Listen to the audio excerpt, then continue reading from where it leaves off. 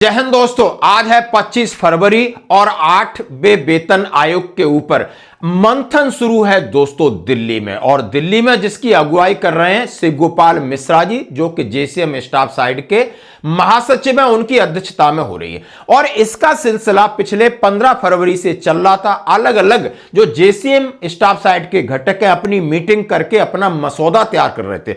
हर मसौदे को वहां पर रखा जाएगा और एक फाइनल मसौदा यानी एक फाइनल ड्राफ्ट तैयार होगा, जो 8वें वेतन आयोग से इसके ऊपर चर्चा होगी। और इसके लिए 7 दिन का समय है, जो कि दिल्ली में आज से शुरू हो रहा है।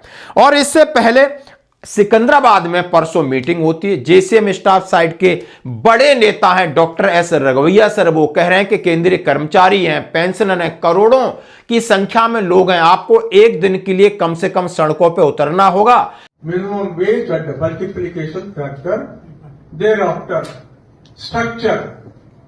What shall be the structure in reference to Secretary Government of India pay? What is the ratio? Whether it should be 1:8, 1:10 or 1:6? उतरना होगा, इसके लिए तैयारी करनी होगी और तब आपको सरकार के ऊपर दबाव बना सकते हो, सरकार मांगेगी। अब कुल मिलाकर के फिर डॉक्टर मंजित पटेल अपने एक पॉडकास्ट में कहते हैं कि आज हम सरकार के सामने यानी जेसीएम स्टाफ साइड की मीटिंग में 3.2 का फिटमेंट फैक्टर रखेंगे, निगोशिएशंस करेंगे। उन्होंने कहा है कि अभी हमें आज के दिन 1 जनवरी 2026 को 1.6 का फिटमेंट फैक्टर ऑटोमेटिक मिल गया है।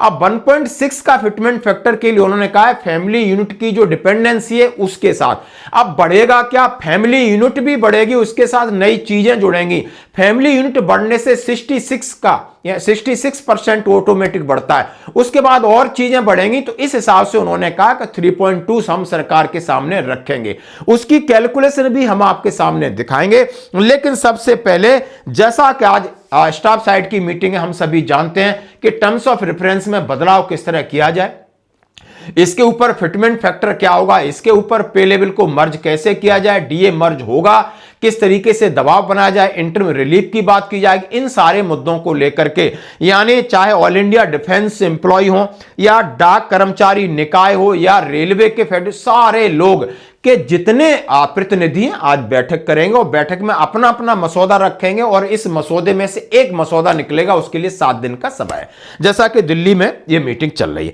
अब डॉक्टर मंजित पटेल जो अपने तर्क दे रहे हैं उस तर्क को हम समझना चाहेंगे, जैसा कि आप उनकी एक पॉडकास्ट भी देख सकते हो, थोड़ा सा मैं आपके सामने दिखाना चाहता हूं और ये न्यूज भी दिखाऊंगा और फिर मैं इनके एग्जाम्पल को अपने तरीके से आपको आसान भाषा में समझाने की कोशिश करूंगा। अब लेवल 1 से 18 तक अलग अलग हो सकता है फिटमेंट फैक्टर। इस बार ये बात कर रहे हैं कि इस बार जो पहले आपने देखा होगा पे लेवल नीचे वालों का 2.57 था, फिर 2.62।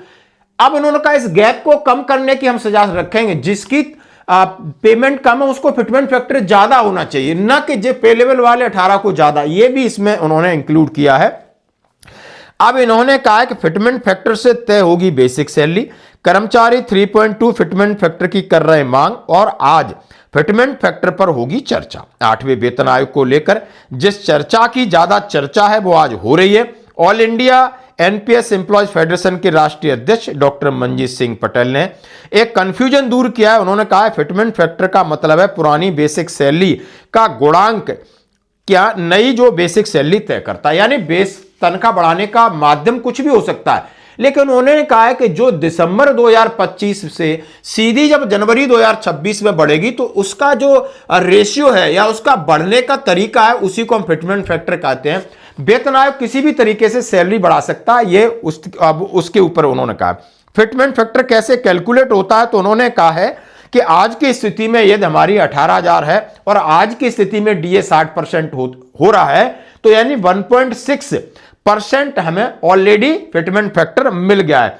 अब 1.6 फिटमेंट फैक्टर है, ये 3 सदस्यों के ऊपर आता है, जिसमें 4 मेंबर है। यानी मेंबर्स का मतलब क्या है, यानी हस्बैंड वाइफ और उनके बच्चे, इनको 3 यूनिट दिया गया है, बच्चे हैं उनको आधा आधा यूनिट दिया गया है।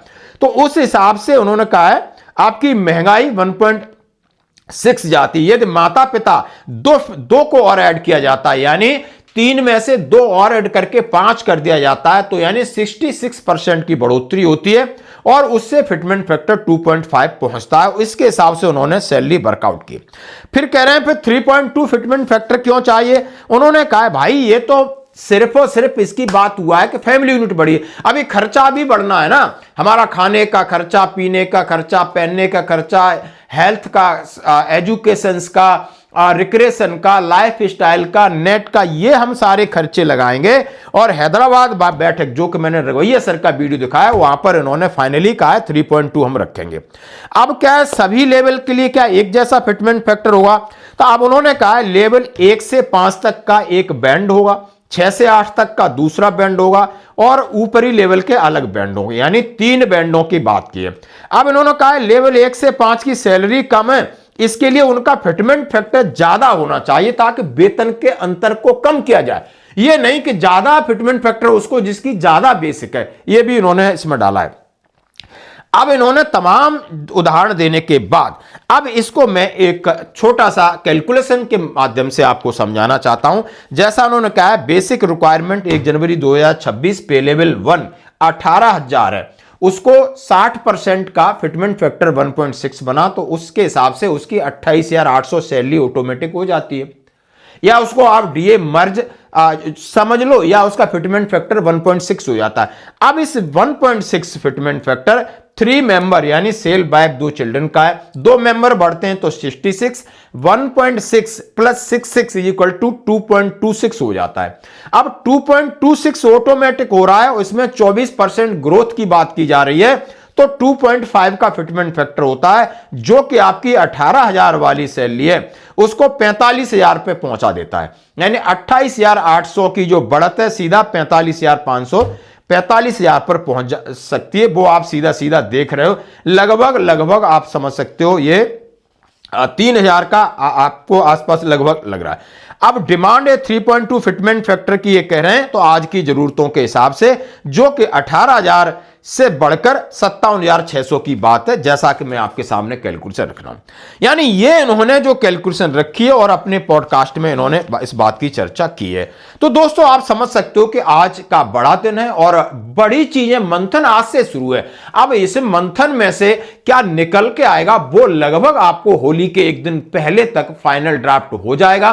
और इधर मैं वेतन आयोग की बात करूं, वेतन आयोग अपने आप में निश्चिंत है। डीओपीटी क्या कर रहा है और अपॉइंटमेंट लेटर उसमें और कुछ बुद्धिजीवियों को जोड़ने की पहल कर रहा है, क्योंकि 24 फरवरी को एक और उन्होंने ज्ञापन दिया है जिसमें उन्होंने लगभग एक और क्लास 1 क्लास 2 अफसरों की अपॉइंटमेंट वहां पर और किया जाए ताकि पूरा स्टाफ तैयार हो। तो दोस्तों ये थी 8वें वेतन आयोग पर रिपोर्ट। फिटमेंट फैक्टर पर फिर आकर के घूम फिर के वहीं आ जाता है कि इन्होंने 3.2 की मांग की है, अपना लॉजिक बता दिया है कि भाई लगभग 2.26 तो हमारा इसी तरीके से हो जाता है कि आप फैमिली यूनिट बढ़ाने के बाद यदि आप ग्रोथ देते हो तो 2.5 होता है। यदि हमारी चीजें यानी आज की जरूरतों के हिसाब से जो आपका मापने का नापने का पैमाना है, खाने पीने की दूध दही सब जितनी चीजें आप ऐड करते हो आज के हिसाब से करते हो तो फिटमेंट फैक्टर 3.2 होता है। अब ये बात रखी गई, अब इस बात को किस तरीके से वहां पर सहमति मिलेगी, किस तरीके से और लॉजिक इसमें लगाए जाएंगे ताकि फाइनल ड्राफ्ट एक इफेक्टिव और प्रभावी हो, जिसकी प्रेजेंटेशन 8वें वेतन आयोग के सामने रखी है। धन्यवाद। What is the ratio in Sweden, Canada, Britain, UK, China? Likewise, we have to take a comparative position and analyze and prepare. It is a mega job, mega project. So CGEC, Central Government Employees Confederation, which is accountable to more than 34 lakh central government employees, plus more than that number of central government pensioners, has to take note of all these factors and prepare, marshal the evidence and try to give. JCM staff side internal meeting will take place 25 तारीख फरवरी से meeting शुरू होगी। गोपाल कृष्णन जी, RJ काबर जी मुंबई से और BC Sharma Delhi, हमारा तरफ से 3 लोग प्रतिनिधि भाग लेंगे, डिस्कस करेंगे कितना मटेरियल बनाया 15 केजी का मटेरियल बनाकर रखा मेरा मेज पे है दिल्ली में।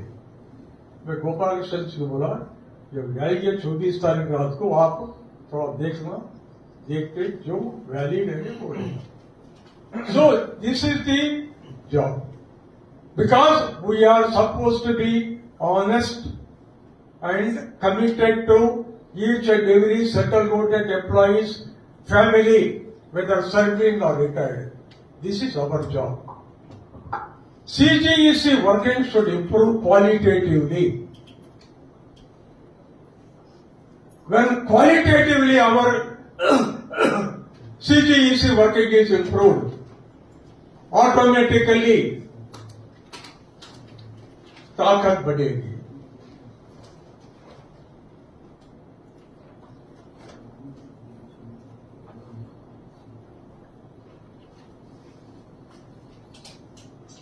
Apart from that,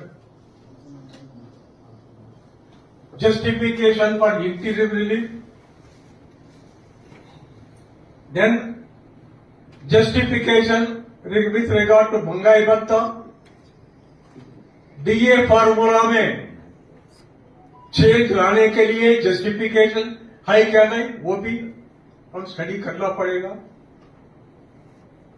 Why? Because you know, the legitimate DA which NFIR got, only NFIR, nobody else. NFIR is the constituent, one of the constituents of CGEC. I am NFIR worker, I am participating. We achieved DA formula. When all boycotted, at that time, in 1965, it was NFIR who achieved it. That DA, even today, DA formula is existing, but this government has eaten our DA, 18 महीने के DA, जनवरी 2020 से 30 जून 21, 18 महीने के DA freeze कर दिया, pensioners का DSS relief भी freeze कर दिया, आज तक रिफंड नहीं किया। We are asking, shouting, they don't care. You know how the pensioners are put to disadvantage. Not only they lost DSS relief, they lost increased gratuity on that DA.